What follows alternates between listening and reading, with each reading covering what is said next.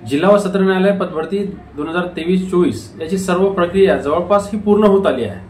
सर्व जिल्ह्यांचे जे आहेत हे कनिष्ठ लिपिक पदाची जी प्रक्रिया थांबली होती ती प्रक्रिया आता पूर्ण होऊन अंतिम निवड यादी सुद्धा लावण्यात आली आहे। त्याच्यापैकी काही जिल्ह्यांमध्ये नियुक्ती आदेश सुद्धा देण्यात आले आहेत। त्यामध्ये लातूर असो किंवा मग चंद्रपूर असो, रायगड असो, अशा वेगवेगळ्या जिल्ह्यांमध्ये जे आहेत हे नियुक्ती आदेश आता देण्यात आले आहेत। काही जिल्ह्यांमध्ये शिपाई पदाची निवड यादी ही आधीच जाहीर करण्यात आली होती, परंतु काही जिल्ह्यांमध्ये जे आहेत हे निवड यादी किंवा मग जे नियुक्तीचे आदेश आहेत हे पेंडिंग आहे।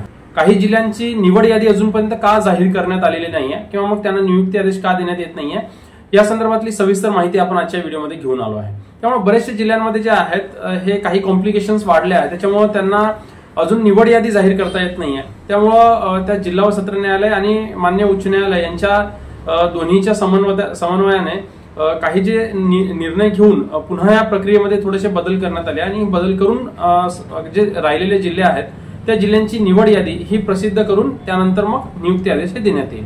त्यामुळे नेमकं कॉम्प्लिकेशन्स काय वाढले किंवा मग नेमकं काय अडचणी आल्या आहेत याची सविस्तर माहिती आपण आजच्या व्हिडिओमध्ये घेणार आहे। त्यामुळे जे उमेदवार शिपाई पदांसाठी असतील किंवा क्लर्क पदांसाठी असतील तर त्यांच्या ऑर्डर कशा पद्धतीने निघतात किंवा काय करायचं याची सुद्धा माहिती आपण या व्हिडिओमध्ये घेणार आहे। त्यामुळे जिल्हा व सत्र न्यायालय पदभरतीशी संबंधित असलेले उमेदवार सोबतच इतर सामान्य विद्यार्थी किंवा सामान्य उमेदवार आहेत ते या व्हिडिओला पाहू शकता। इन फ्युचरचे जे जिल्हा व सत्र न्यायालय पदभरती निघणार आहे त्याच्यासाठी सुद्धा ही माहिती अतिशय महत्त्वाची ठरणार आहे किंवा मग इतर कोणते तुमचे मित्रमंडळी असतील तर त्यांना सुद्धा ही व्हिडिओ तुम्ही शेअर करू शकता। त्यामुळे व्हिडिओला शेवटपर्यंत बघा, नक्कीच ही माहिती तुमच्या अतिशय महत्त्वाची आहे। आता बघूया की शिपाई पदांसाठी ज्या जिल्ह्यांमध्ये अजून निवड प्रक्रिया पूर्ण झालेली नाहीये किंवा मग अंतिम निवड यादी ही प्रसिद्ध झालेली नाहीये, नेमकं त्या जिल्ह्यांमध्ये नेमकं झालं काय आहे। आता बऱ्याचशा जिल्ह्यांमध्ये जे आहेत जी पदसंख्या दिलेली होती जाहिरातीमध्ये तर त्या पदसंख्येच्या अनुषंगाने ही पूर्ण प्रक्रिया राबवण्यात आली, परंतु जे सिलेक्ट लिस्ट आणि वेटिंग लिस्टचा जो क्रायटेरिया आहे तर काही जिल्ह्यांमध्ये हे सिलेक्ट लिस्टची जी क्रायटेरिया पूर्ण करून ती एक अंतिम उमेदवारांची जी यादी आहे ती मान्य उच्च न्यायालय यांच्याकडे पाठवण्यात आलेली आहे आणि मान्य उच्च न्यायालयांकडून मग असे निर्देश देण्यात आले की मग जे वेटिंगचे उमेदवार आहेत त्यांची सुद्धा यादी पाठवण्यात यावी। म्हणून वेटिंगचे जे उमेदवार आहेत किंवा मग प्रतीक्षा यादीचे जेवढे उमेदवार किंवा पदसंख्या असतील तर तेवढ्या उमेदवारांची जे पदसंख्येचे जे उमेदवार आहेत अशा उमेदवारांची निवड करण्यासाठी काही जिल्ह्यांमध्ये पुन्हा मुलाखतीसाठी उमेदवारांना कॉल किंवा मग मेल गेलेले आहेत आणि त्या जिल्ह्यांमध्ये पुन्हा जे आहेत हे मुलाखतीची प्रक्रिया राबवली जात आहे। जे कट ऑफच्या रँकिंग नुसार जे सुरुवातीला होते त्या उमेदवारांना ते कॉल सुद्धा गेलेले आहेत आणि त्यांना मुलाखतीसाठी बोलवण्यात आले आहे। त्यामुळे जे प्रतीक्षा यादी आहेत याची सुद्धा एक वेगळी लिस्ट जिल्हा न्यायालयांकडून मान्य उच्च न्यायालयाकडे पाठवण्यात आली आहे। जसं की सिटी सिव्हिल मध्ये जे आहेत हे 12 तारखेला मुलाखतीसाठी काही उमेदवारांना बोलवलं होतं, तर अशा पद्धतीनं जे नवीन जे वेटिंगची लिस्ट आहे ते वेटिंगच्या लिस्टसाठी सुद्धा वेगळी उमेदवारांची यादी जाहीर होणार आहे। त्यामुळे हे सगळ्या गोष्टी कॉम्प्लिकेशन वाढल्यामुळे जे पुन्हा प्रक्रियेमध्ये थोडेसे बदल करण्यात आले आहे आणि ते पूर्ण प्रक्रिया करून मान्य उच्च न्यायालयांकडे पाठवण्यात येणार आहे आणि तिथून मग जर मान्यता मिळाली तर त्याच्यानंतर ज्या जिल्ह्यांची जे निवड यादी राहिली आहे जसं की नाशिक झालाय, सिटी सिव्हिल झालाय, यवतमाळ झाले किंवा असे बरेचसे 7-8 जिल्हे आहेत तर या जिल्ह्यांमध्ये अजूनही निवड यादी जी आहेत हे शिपाई पदाची लावण्यात आलेली नाही। त्यामुळे लवकरच ही प्रक्रिया होऊन शिपाई पदांची ही जी यादी आहे ती लावली जाते। आता बऱ्याच वेळा जे आहेत जसं की 2018च्या भरतीमध्ये सुरुवातीला जशी जाहिरात निघाली होती तशीच त्याच्यावर एक रिट पिटिशन पडली होती की जे विकलांग लोकांसाठी जे आहेत किंवा विकलांग उमेदवारांसाठी विकलांग विद्यार्थ्यांसाठी जे आहेत हे काही 3% जागा हे वेगळ्या सोडण्यात यावा।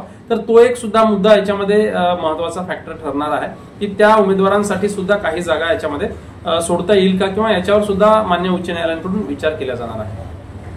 यासोबतच जे शिपाई पदांची जी प्रक्रिया आहे ती प्रक्रिया झाल्यानंतर याच्यामध्ये तुमची कॅटेगरी वाईज सुद्धा जागा काही प्रमाणामध्ये असतात, जसं की महिला असो किंवा SC ST OBC यांना सुद्धा काही प्रमाणामध्ये कॅटेगरी वाईज जे आहेत हे पदसंख्या दिलेली असते। त्याच्यामुळं त्या कॅटेगरी वाईज सुद्धा उमेदवार कोणते निवडले जावे, कशा पद्धतीने निवडले जावे याचा सुद्धा विचार केला जातो।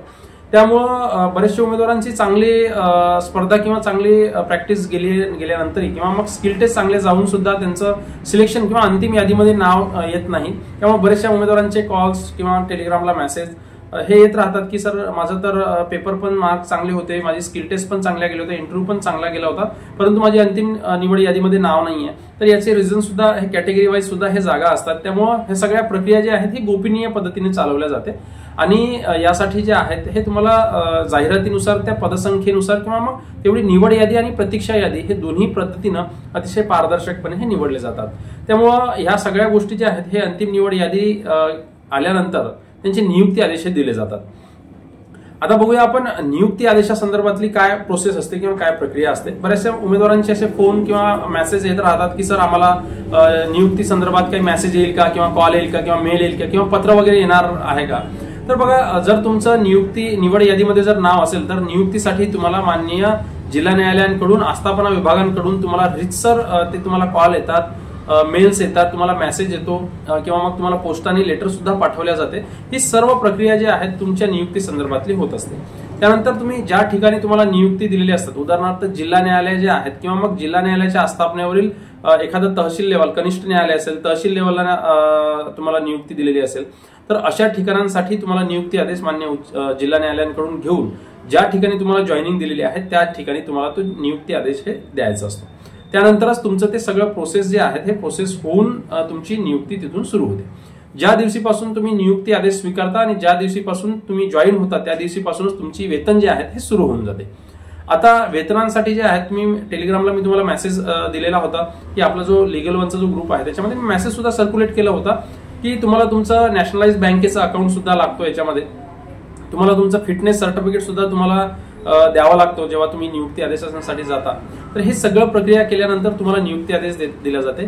जसं की नियुक्ती आदेश संदर्भातली जे आहेत ते एक लिस्ट तुम्हाला माननीय जिल्हा न्यायालयांकडून ही जाहीर केली जाते आणि त्या लिस्टनुसार तुम्हाला कुठे नियुक्ती दिलेली आहे, म्हणजे तुमचे तालुका ठिकाणी दिलेली असेल किंवा मग कनिष्ठ न्यायालय किंवा मग कोणत्या टेबलला तुम्हाला नियुक्ती दिलेली आहे तुमच्या जिल्हा न्यायालयामध्ये, तर याची सविस्तर माहिती तुम्हाला त्या नियुक्ती आदेशांमध्ये दिलेली असते। त्यामुळे ते नियुक्ती आदेश सुद्धा व्यवस्थित बघून आपली जॉईनिंग करायची असते। जर शिपाई पदांसंदर्भातली मी तुम्हाला सविस्तर माहिती सांगितली की कशा पद्धतीनं ह्या गोष्टी कॉम्प्लिकेशन वाढले, तर ती सगळी प्रोसेस पूर्ण झाल्यानंतर काही दिवसामध्येच, म्हणजे उदाहरणार्थ इथून तरी 2-3 आठवड्यामध्ये, 2 आठवड्यामध्ये हे सगळी प्रोसेस हे पूर्ण करून ज्या जिल्ह्यांची शिपाई पदांची निवड यादी राहिली आहे तर त्या जिल्ह्यांची शिपाई पदांची निवड यादी ही जाहीर करण्यात येणार आहे। आता बऱ्याचशा जिल्ह्यांमध्ये जे कनिष्ठ लिपिक पदाची जे निवड यादी आहे ती निवड यादी जाहीर करून नियुक्ती आदेश अजून मिळालेले नाही आहे। तर या जिल्ह्यांमध्ये जे आहेत हे नियुक्ती आदेश लवकरच दिले जातील, कारण 14 तारखेला म्हणजेच उद्याला जे आहेत हे लोक न्यायालय आहे। लोक न्यायालयामुळे पूर्ण जिल्हा न्यायालय जे असतात ते पूर्ण व्यस्त शेड्यूल असतो, त्याच्यामुळे ते सगळे केसेस काढणं, केसेस हँडल करणं, केसेस लावणं, ते प्रकरण निकाली निघाल्यानंतर त्यांचे जजमेंट तयार करणं, हे सगळे प्रोसेस जे आहेत त्याला सगळं कॉम्प्लिकेशन असतात। त्याच्यामुळं लवकरच हे लोक न्यायालय झाल्यानंतर ज्या जिल्ह्यांचे नियुक्ती आदेश राहिले आहेत तर त्या जिल्ह्यांचे नियुक्ती आदेश लवकरच देण्यात येतील आणि त्याच्यानंतर लगेच उमेदवारांना जॉईन करून घेतील। त्यामुळे ही सगळी प्रोसेस आहे, ह्या प्रक्रिया पूर्ण झाल्यानंतरच तुम्हाला अंतिम निवड यादीमध्ये नाव येईल आणि तुम्हाला नियुक्ती आदेश दिले जातील। यासोबतच तुम्हाला इतर जर काही प्रॉब्लेम्स असतील, इतर जर काही अडचणी असतील तर तुम्ही आपल्या कॉमेंट्स बॉक्समध्ये तुम्ही सजेस्ट करू शकता। आणि मी तुम्हाला पुन्हा एकदा शेवटी हे सांगेल की तुम्ही आपल्या लीगल वन या युट्यूब चॅनलच्या माध्यमातून जे तुम्हाला डिस्ट्रिक्ट कोर्ट ची रिक्रुटमेंट संदर्भातली एक व्हिडिओ सिरीज सुरू केली होती, अशा अनेक उमेदवारांना जवळपास महाराष्ट्रातील 1000, 1500, 2000 लोकांना यांचा फायदा झाला आहे। काही का होईना किंवा त्यांच्या यशामध्ये फुल ना फुलाची पाकळी, परंतु आपलं जर या मार्गदर्शनाने जर त्यांचं जर चांगलं झालं असेल तर मी स्वतःला खूप धन्य समजतो आणि त्यांच्यासोबत सदैव जुळून राहण्यासाठी, म्हणजेच भविष्यामध्ये सुद्धा अनेक कामे जे आहेत हे न्यायालयीन प्रक्रियेमध्ये होत असतात। कनिष्ठ लिपिकांचे पदे असेल, प्रमोशन असेल, ट्रान्सफर असेल, यासोबतच तुमचे डिपार्टमेंटल एक्झाम्स असतात याच्या संदर्भातली मार्गदर्शन असेल, हे सगळी माहिती आपण या युट्यूब चॅनलच्याच माध्यमातून तुमच्यापर्यंत पोहोचवणार आहे। तुम्हाला जर कनेक्ट राहायचं असेल तर तुम्ही आपल्या युट्यूब चॅनलला जे आहे तुम्ही सबस्क्राईब करून घ्या, जेणेकरून आपण जे माहिती घेऊन येतो व्हिडिओच्या माध्यमातून तर ती माहिती तुमच्यापर्यंत पोहोचवण्यासाठी जर व्हिडिओ अपलोड केल्यानंतर त्यांची नोटिफिकेशन तुमच्यापर्यंत येते। त्यामुळे आपल्या लीगल वन या युट्यूब चॅनल सबस्क्राईब करून घ्या। या व्हिडिओची माहिती जर तुम्हाला खरंच आवडली असेल, महत्त्वाची वाटली असेल तर तुम्ही व्हिडिओला लाईक सुद्धा करू शकता आणि असेच तुमच्या मित्रांपर्यंत तुम्ही शेअर करू शकता। त्यासोबतच तुम्हाला जर अजून कनेक्ट राहायचं असेल तर तुम्ही टेलिग्राम सुद्धा ग्रुप जॉईन करू शकता, त्याची लिंक मी तुम्हाला डिस्क्रिप्शन मध्ये देऊन देईन। आणि समोरची ज्या नियुक्ती आदेशानंतरची प्रक्रिया आहेत किंवा कामकाज कशा पद्धतीने होतात, क्लर्कचे कामकाज कशा पद्धतीने होतात, प्यून पदाचे कामकाज कशा पद्धतीने होतात, तर या संदर्भातली सविस्तर माहिती पुढच्या व्हिडिओमध्ये घेऊन येणार आहे। त्यामुळे धन्यवाद, भेटूया पुढच्या व्हिडिओमध्ये वेगळ्या माहितीसह।